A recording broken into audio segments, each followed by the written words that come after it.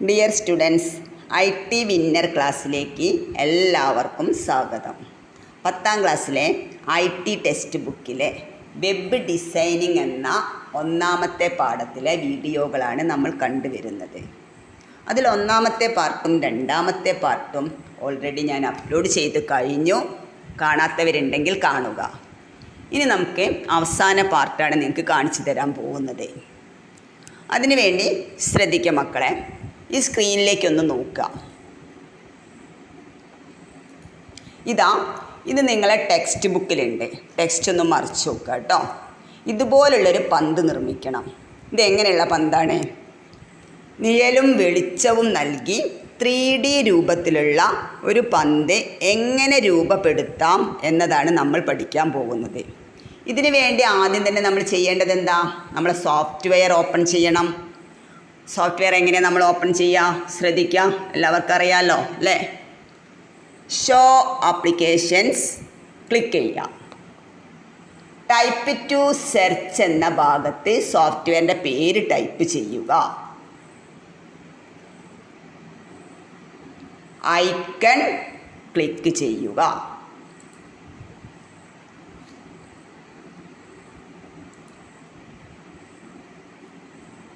ശ്രദ്ധിക്കാം. ഇനി ആദ്യം തന്നെ നമ്മൾ ചെയ്യേണ്ടത് ഇതിൻ്റെ പേജ് ബോർഡറിന്ന് സെറ്റാക്കി വെക്കണം. അതിനു വേണ്ടി നോക്കണേ, 2 മാർഗങ്ങൾ ഞാൻ പറഞ്ഞു തന്നിട്ടുണ്ടായിരുന്നു. ഒന്നാമത്തെ മാർഗം താഴെ കളർ പാലറ്റിൽ സൂം കൂട്ടി കുറയ്ക്കുക, കുറയ്ക്കുക, പ്ലസ് മൈനസ് അല്ലേ? അല്ലാതെ ഒരു എളുപ്പമാർഗം കൂടെ ഞാൻ പറഞ്ഞു തന്നിരുന്നു.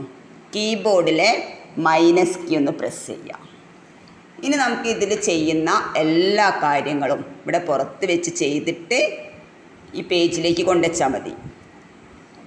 ഇനി നമ്മൾ ചിത്രത്തിൽ കണ്ട പോലുള്ളൊരു 3D എഫക്റ്റുള്ള പന്ത് വരയ്ക്കുന്നതിന് വേണ്ടി ശ്രദ്ധിക്കണേ, ടൂൾ ബോക്സിൽ നിന്നും സർക്കിൾ ടൂളിൽ ക്ലിക്ക് ചെയ്യണം. ഇതാണ് നമ്മളെ circle tool.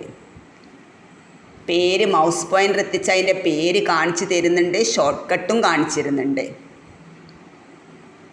Short കട്ടൊക്കെ by heart ആക്കുക കേട്ടോ. സർക്കിൾ ടൂൾ ഞാനൊന്ന് ക്ലിക്ക് ചെയ്തു. എന്നിട്ട് ശ്രദ്ധിക്കാം, ഇവിടെ ഒരു സർക്കിൾ ഇങ്ങനെ വരച്ചു. അപ്പോൾ ഞാനില്ലേ ഈ സർക്കിൾ ഇവിടെ വരച്ചപ്പോൾ അതിനൊരു ബോർഡർ വന്നിട്ടുണ്ട് അല്ലേ? ശരിക്കും നിങ്ങളെ ഈ ബോർഡർ വന്ന് നിങ്ങൾക്ക് തന്നെ അത് മാറ്റാൻ കഴിയണം. നമ്മൾ മുന്നേ പഠിച്ച പാർട്ട് ശ്രദ്ധിച്ചിട്ടുണ്ടെങ്കിൽ തീർച്ചയായിട്ടും അത് മാറ്റാൻ കഴിയേണ്ടതാണ്. അപ്പോൾ അത് ഒന്നുകൂടെ ഞാൻ പറഞ്ഞുതരാം. ഈ സർക്കിൾ അഥവാ വന്നിട്ടുണ്ടെങ്കിൽ ഇതിൻ്റെ ഭാഗമല്ല കേട്ടോ, നമുക്ക് പന്ത് നിർമ്മിക്കുന്നതിൻ്റെ ഭാഗമല്ല. വരച്ചപ്പോൾ ഒരു ബോർഡർ വന്ന്, അപ്പോൾ ഈ ബോർഡർ മാറ്റാനുള്ള മാർഗ്ഗമാണ് ഞാൻ പറയുന്നത്. ഒബ്ജക്റ്റിൽ ഫിൽ ആൻഡ് സ്ട്രോക്ക് നിങ്ങളും വരയ്ക്കുമ്പോൾ അങ്ങനെ വരാം. അപ്പോൾ അങ്ങനെ വന്നാൽ ചെയ്യേണ്ട രീതി മനസ്സിലാക്കി വെക്കുക. ഒബ്ജക്റ്റിൽ ഫിൽ ആൻഡ് സ്ട്രോക്ക് പോയാൽ ഇവിടെ സ്ട്രോക്ക് സ്റ്റൈൽ എന്നത് കാണാം. കണ്ടില്ലേ ഈ കാണുന്നത്? ഇതിലൊന്ന് നമ്മൾ ക്ലിക്ക് ചെയ്യാം. എന്നിട്ട് ഇതിൻ്റെ വിടുത്ത് നേരിത് കാണാം അല്ലേ? ഇവിടെ വിടുത്ത് ഒന്ന് കുറച്ച് കൊടുക്കുക. മൈനസിന് 0 ആക്കിയാൽ മതി. അപ്പോൾ അതങ്ങോട്ട് പോകും. അപ്പം അത് പോയില്ലേ? ഇങ്ങനെയാണ് ഇത് ഒഴിവാക്കുക. അത് നിങ്ങൾ അറിഞ്ഞിരിക്കണം കേട്ടോ. സർക്കിൾ ടൂളിൽ ക്ലിക്ക് ചെയ്ത് വരയ്ക്കുമ്പോൾ ഇങ്ങനെയൊക്കെയാണ് നമുക്ക് സർക്കിൾ കിട്ടും. ചിലപ്പോൾ നമ്മൾ വരയ്ക്കുമ്പോൾ ഓവൽ ആകൃതിയിലൊക്കെ വരാം അല്ലേ? അങ്ങനെയൊന്നുമില്ലാതെ നമ്മൾ ഒരു പരിപൂർണമായ വൃത്തം വരയ്ക്കണം. അതിന് നമ്മൾ എന്താ ചെയ്യുക? കീബോർഡിലെ കൺട്രോൾ കീയും ഷിഫ്റ്റ് കീയും പ്രസ് ചെയ്തുകൊണ്ട് സർക്കിൾ വരയ്ക്കാം.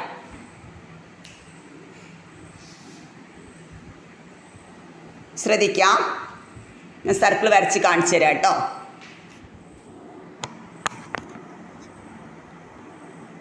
കീബോർഡിലെ കൺട്രോൾ ഷിഫ്റ്റ് പ്രസ് ചെയ്തിട്ട് സർക്കിൾ ടൂളിൽ ക്ലിക്ക് ചെയ്തിട്ട് ഇവിടെ ഇങ്ങനെ വരച്ചു വെക്കുക. ഇനി ആദ്യം വരച്ച ഈ സർക്കിളിനെ ഞാൻ അവിടുന്ന് മായ്ച്ചു കൊടുത്തേ. ഇനി നമ്മൾ ഈ വരച്ച സർക്കിളിനെ നേരെ കൊണ്ടുപോയി വെക്കുക. ഈ സെലക്ഷൻ ടൂൾ എടുക്കുക, ഇതിലൊന്ന് ക്ലിക്ക് ചെയ്യുക, ഇവിടെ കൊണ്ടുവയ്ക്കുക. അതിനൊരു കളർ നൽകുക. ഇതാ ഒരു കളർ ഞാനിവിടെ കൊടുത്തു. നിങ്ങൾക്ക് ഇഷ്ടമുള്ള കളർ കൊടുത്തോ. ഇനി എക്സാമിന് ഏത് കളറാണ് പറഞ്ഞതെന്ന് പ്രത്യേകം നോക്കണം കേട്ടോ. കളർ നൽകി ഇതിൻ്റെ ഡ്യൂപ്ലിക്കേറ്റ് എടുക്കണം. ഡ്യൂപ്ലിക്കേറ്റ് എടുക്കാൻ വേണ്ടി 2-3 മാർഗ്ഗങ്ങൾ ഞാൻ പറഞ്ഞു തന്നിട്ടുണ്ടായിരുന്നു. നോട്ടിൽ എഴുതി വെക്കാനും പറഞ്ഞിട്ടുണ്ട്. ശ്രദ്ധിക്കാം. ഡ്യൂപ്ലിക്കേറ്റ് എടുക്കാൻ വേണ്ടിയിട്ട് ഇത് സെലക്ട് ചെയ്യണം. സെലക്ഷൻ ഇല്ലാഞ്ഞാൽ കിട്ടൂല കേട്ടോ.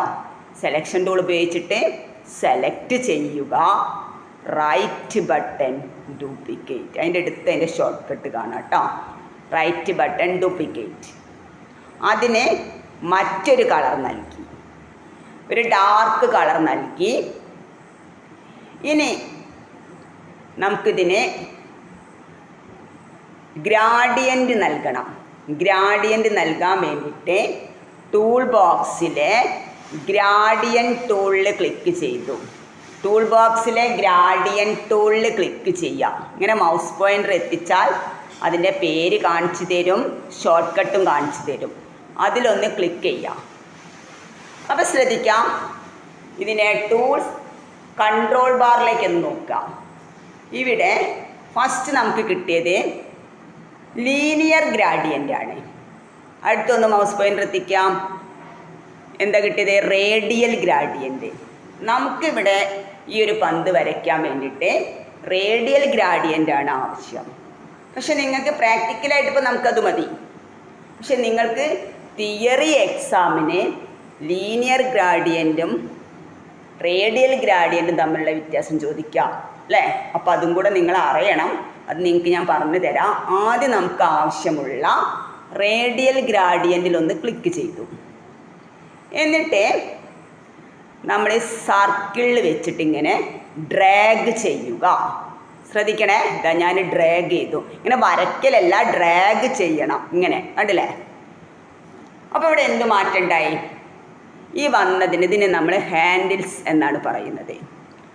അപ്പോൾ ഇതിൽ നടുക്കുള്ള ഈ ഹാൻഡിൽസിലൊന്ന് ക്ലിക്ക് ചെയ്യണം.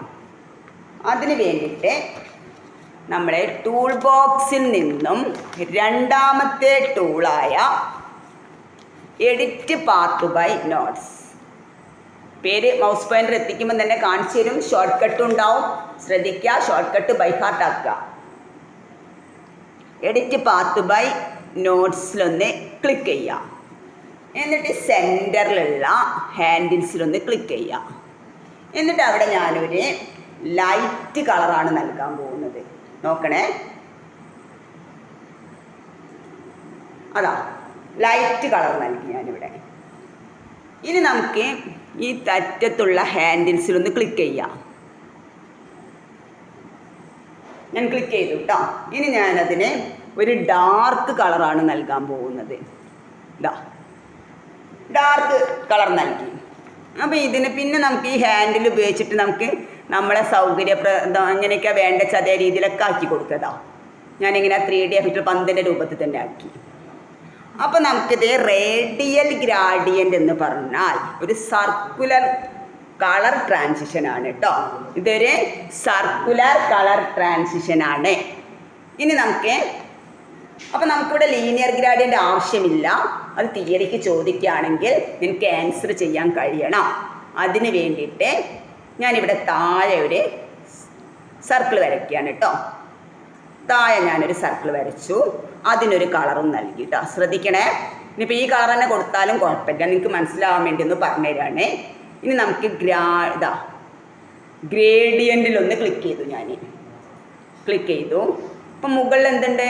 നമുക്ക് ലീനിയർ ഗ്രാഡിയൻ്റ്. ആ ലീനിയർ ഗ്രാഡിയൻറ്റിലാണ് നമ്മളൊന്ന് ക്ലിക്ക് ചെയ്യേണ്ടത്. ശ്രദ്ധിക്കണേ, ഇതാ ലീനിയർ ഗ്രാഡിയൻറ്റിൽ ഞാൻ ക്ലിക്ക് ചെയ്തു. ഇനി നമ്മൾ വരച്ച ഈ സർക്കിൾ വെച്ചൊന്ന് ഡ്രാഗ് ചെയ്യണം. നോക്കുക, വരയ്ക്കലല്ല ഡ്രാഗ് ചെയ്യലാണ്, പ്രത്യേകം ഓർമ്മിക്കണേ. ഇതാ കണ്ടോ? അപ്പോൾ എന്ത് മാറ്റാനുണ്ടായത്? ഒരു സ്ട്രെയിറ്റ് ലൈൻ ട്രാൻസിഷൻ കളറാണ് ഇവിടെ വന്നത് അല്ലേ? അപ്പോൾ ഇതിന് നമ്മൾ നേരത്തെ കൊടുത്ത പോലെ ഒന്ന് കളർ കൊടുത്ത് നോക്കാം. രണ്ടാമത്തെ ടൂളായ ഈ എഡിറ്റ് പാത്ത് ബൈ നോട്ട്സിൽ ഞാൻ ക്ലിക്ക് ചെയ്തു. ഈ ഹാൻഡിൽസിലൊന്ന് ഞാൻ ക്ലിക്ക് ചെയ്തു. ഇവിടെ ക്ലിക്ക് ആവണം കേട്ടോ. എന്നിട്ട് അതിനൊരു കളർ നൽകി. പിന്നെ എൻഡിലുള്ള ഹാൻഡിൽസിലൊന്ന് ക്ലിക്ക് ചെയ്തു, അതിന് മറ്റൊരു കളറും നൽകി. കണ്ടോ, ഈ കളർ തമ്മിലുള്ള വ്യത്യാസം മനസ്സിലായില്ലേ നിങ്ങൾക്ക്? ഇതൊരു സ്ട്രെയിറ്റ് ലൈനായ കളർ ട്രാൻസിഷനാണ്, ഇതൊരു സർക്കുലറായ കളർ ട്രാൻസിഷനാണ്. അതാണ് റേഡിയൽ ഗ്രാഡിയൻറ്റും ലീനിയർ ഗ്രാഡിയൻറ്റും തമ്മിലുള്ള വ്യത്യാസം. അപ്പോൾ ഇത് ഞാനിവിടെ ഒഴിവാക്കാം കേട്ടോ, നിങ്ങൾക്ക് മനസ്സിലാവാൻ വേണ്ടി പറഞ്ഞാണ്. തിയറിക്ക് ക്വസ്റ്റ്യൻ ഉണ്ടായാലേ ആൻസർ ചെയ്യണം. ഓക്കെ, ക്ലിയർ ആവണ്ടോ? ഇനി ഇങ്ങോട്ട് ശ്രദ്ധിക്കാം. ഇനി നമുക്ക് അടുത്തതായിട്ട് ഒരു ഷേഡോ എഫക്റ്റ് നൽകണം. ഈ സർക്കിളിനൊരു നിഴൽ രൂപത്തിൽ വരണം. അതിനു വേണ്ടി വീണ്ടും ഒരു സർക്കിൾ വരയ്ക്കാം. ശ്രദ്ധിക്കാം, ടൂൾ ബോക്സിൽ നിന്നും സർക്കിൾ ടൂളിൽ ക്ലിക്ക് ചെയ്ത് ഇതിന് താഴെ ഒന്ന് വരച്ചു കൊടുക്കുക. ചെറിയൊരു സർക്കിൾ വരയ്ക്കാം. അതിനെന്ത് ചെയ്യാം, ഒരു കളർ നൽകാം. എന്നിട്ട് ശ്രദ്ധിക്കണേ, ഇതാ ഇതിനൊരു കളർ നൽകി. ഇനി നമുക്ക് ചെയ്യേണ്ടത് ഇതിനൊരു മങ്ങിയ കളറാക്കണം, നിഴൽ പോലെയാക്കണം. അതിന് വേണ്ടിയിട്ട് എഴുതി വെച്ചോളനെ ഈ സർക്കിളിൻ്റെ നിഴൽ രൂപത്തിൽ വരുത്തണം. അതിന് വേണ്ടി ഇത് സെലക്ട് ചെയ്യണം, പ്രത്യേകം ഓർമ്മിക്കുക. സെലക്ട് ചെയ്യുക, ഒബ്ജക്റ്റിൽ ഫിൽ ആൻഡ് സ്ട്രോക്ക് ക്ലിക്ക് ചെയ്യാം. എന്നിട്ട് താഴേക്കൊന്ന് ശ്രദ്ധിക്കുക, ഇവിടെ ഒരു ബ്ലർ കാണാം. ഇതൊന്ന് നമ്മൾ പ്ലസ് ചെയ്ത് കൊടുക്കുക, കൂട്ടി കൊടുക്കുക. നമുക്ക് ആവശ്യം എത്രയാണോ അതുവരെ ചെയ്യാം. ഇതാ ഈ ബ്ലർ കൂട്ടി കൊടുക്കുന്നതിനനുസരിച്ച് നമ്മൾ വരച്ച സർക്കിളിന് എന്തായി, മങ്ങിച്ച വന്നില്ലേ, ഒരു നിഴൽ പോലെ ആയില്ലേ. ഏകദേശം ഇത്ര മതി അല്ലേ? ഇനിയിപ്പോൾ നമ്മൾ ഇതിനൊന്ന് വെറുതെ ഒന്ന് ഇവിടെ മുകളിൽ കൊണ്ട് വെച്ചേക്കുമ്പോൾ നമുക്ക് എന്താ കാണാൻ പറ്റുന്നത്, ഈ സർക്കിളിൻ്റെ മുകളിലാണ് വരുന്നത്. ഇത് മുകളിൽ വരാൻ പറ്റുമോ? ഇല്ല. നമുക്ക് എവിടെ വരണം, സർക്കിളിൻ്റെ താഴെ വരണം അല്ലേ? നമ്മൾ മുകളിൽ നിന്ന് ഉദ്ദേശിച്ചത് ഇവിടെ നിന്നല്ല കേട്ടോ. ഇത് ഇങ്ങനെ വെക്കുമ്പോൾ ഇതാ സർക്കിളിൻ്റെ മുകളിലേക്ക് ഇങ്ങനെ വരുന്നു, അതാണ് ഞാൻ ഉദ്ദേശിച്ചത് കേട്ടോ. അപ്പോൾ ശ്രദ്ധിക്കണേ. അപ്പോൾ ഇതിനെ താഴെയായിട്ട് വരാൻ രണ്ട് മാർഗങ്ങളുണ്ട്. ഒന്നാമത്തെ മാർഗം എഴുതി വെച്ചോളുക, നോട്ടിൽ എഴുതി വെക്കണേ. ഒന്നാമത്തെ മാർഗം കീബോർഡിലെ പേജ് ഡൗൺ.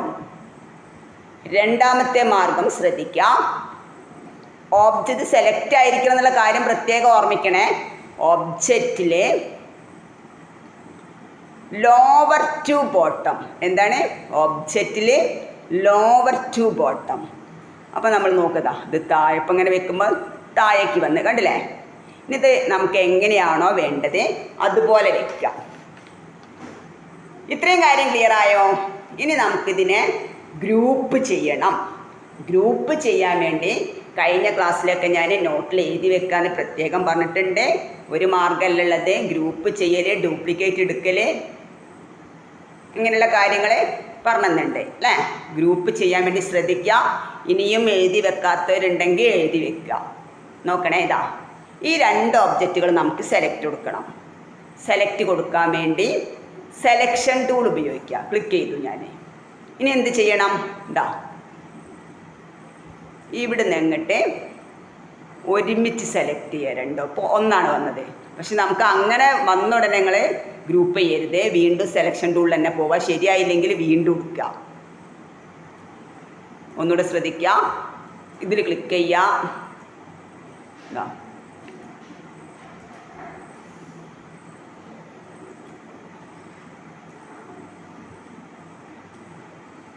അതെന്താ അങ്ങനെ പറ്റുന്നത് മനസ്സിലാവില്ല.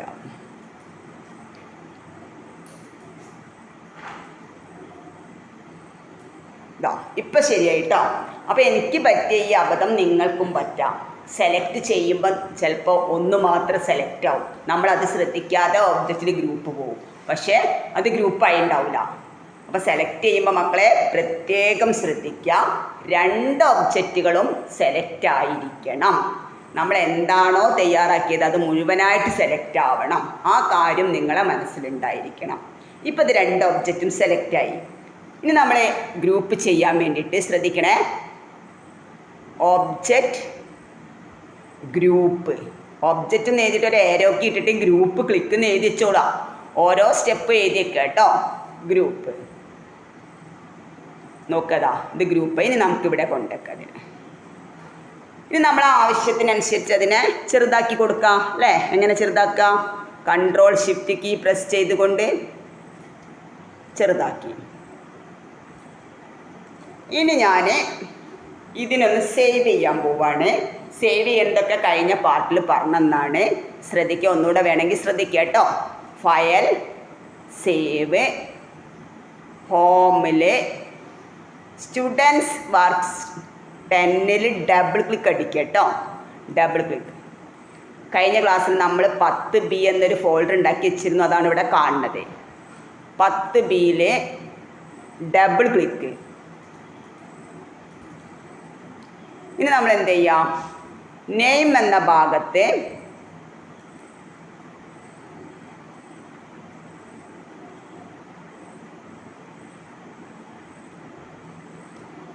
നിങ്ങളെ എക്സാമിൽ നിങ്ങൾക്ക് എന്ത് പേരാണോ പറയുന്നത് ടൈപ്പ് ചെയ്യാം. നെയിം എന്ന ഭാഗത്ത് ബോൾ എന്ന് ടൈപ്പ് ചെയ്യണം കേട്ടോ. നിങ്ങൾ ബോൾ എന്ന് കൊടുക്കുക. സേവ്. ഇത് ഞാൻ സേവ് ചെയ്തു. ഇനി നിങ്ങൾക്കിത് സോഷ്യൽ മീഡിയയിലേക്കൊക്കെ ഷെയർ ചെയ്യണം, പ്രിൻ്റായിട്ട് വരണം, അങ്ങനെയൊക്കെ സേവ് ചെയ്യണമെങ്കിൽ ഒരു മാർഗം കഴിഞ്ഞ പോസ്റ്ററിൽ ഞാൻ പറഞ്ഞു തന്നിരുന്നു. അതെന്തായിരുന്നു? ഓർമ്മ ഉണ്ടോ? ഇതാ എക്സ്പോർട്ട് PNG ഇമേജിലേക്ക് സേവ് ചെയ്യണം. ഞാനത് എക്സ്പോർട്ട് PNG ഇമേജിലേക്ക് സേവ് ചെയ്യാണ് കേട്ടോ. ഫയൽ,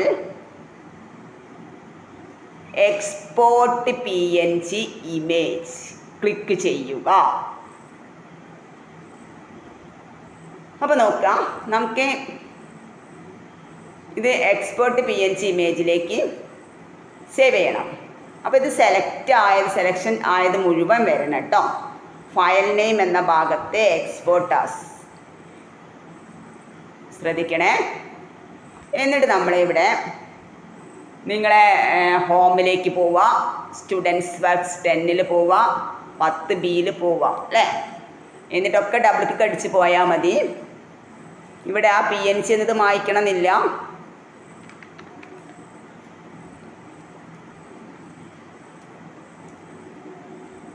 എന്താണോ നിങ്ങളെ എക്സാമിന് പേര് പറഞ്ഞ ടൈപ്പ് ചെയ്യാം. ഇപ്പം നമ്മൾ ബോൾ BA അടിച്ചിട്ടുള്ളൂ ഞാൻ. നിങ്ങൾ ബോളിൽ നിന്ന് അടിച്ചോളാം. Save click.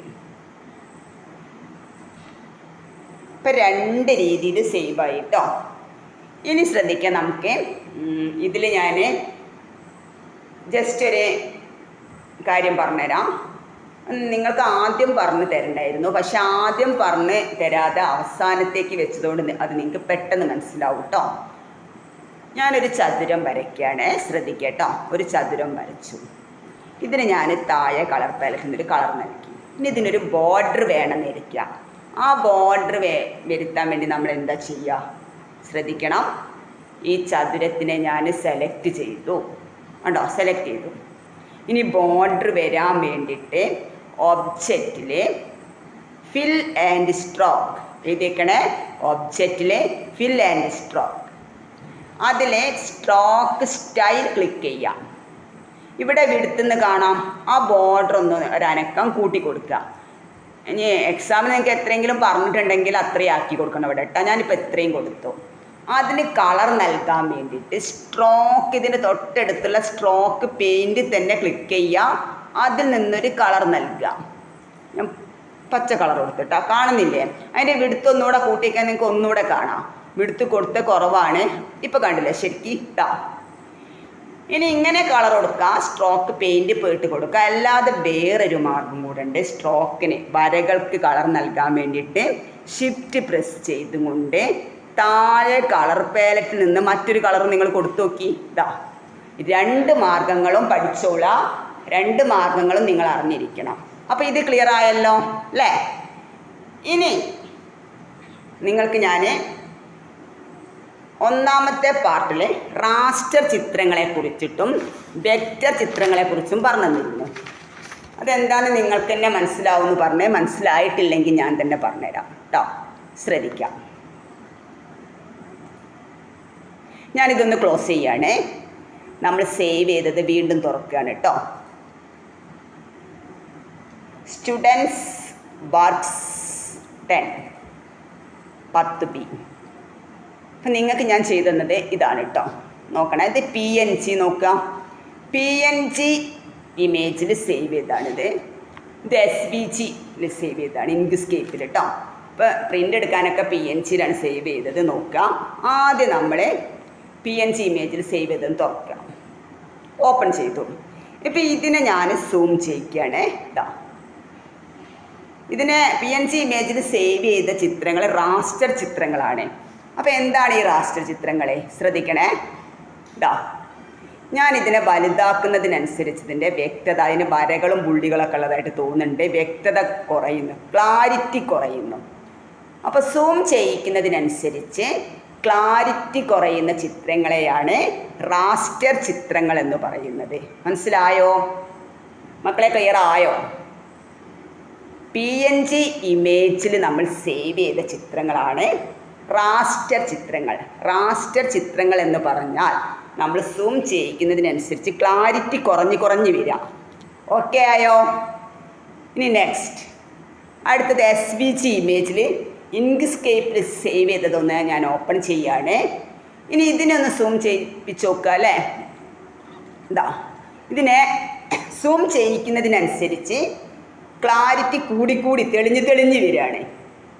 ഇതാണ് വെക്റ്റർ ചിത്രങ്ങൾ, SVG ചിത്രങ്ങൾ. ഇതിനെയാണ് വെക്റ്റർ ചിത്രങ്ങൾ എന്ന് പറയുന്നത്. വെക്റ്റർ ചിത്രങ്ങൾ എന്ന് പറഞ്ഞാൽ സൂം ചെയ്യിക്കുന്നതിനനുസരിച്ച് അതിൻ്റെ ക്ലാരിറ്റി കൂടി വരിക, അതാണ് വെക്റ്റർ ചിത്രങ്ങൾ. SVG ആയിട്ട് വരുന്നൊക്കെ വെക്റ്റർ ചിത്രങ്ങളാണ്. സൂം ചെയ്യിക്കുന്നതിനനുസരിച്ച് ക്ലാരിറ്റി കുറഞ്ഞ് വരുന്ന ചിത്രങ്ങളാണ് റാസ്റ്റർ ചിത്രങ്ങൾ. ഇത്രയും മനസ്സിലായോ? ക്ലിയർ ആയോ? ഇനി ശ്രദ്ധിക്കാം, ഞാനിത് ഇങ്ക്സ്കേപ്പിലൂടെ ഓപ്പൺ ചെയ്യുകയാണ്. നോക്കാം, നമുക്ക് ഇങ്ക്സ്കേപ്പിലൂടെ ഞാൻ ഓപ്പൺ ചെയ്യാൻ. Right button, open with other application, Inkscape select. അപ്പോൾ നമ്മൾ ഇന്നെടുത്ത കാര്യത്തിലേക്കൊക്കെ നോക്കാം അല്ലേ.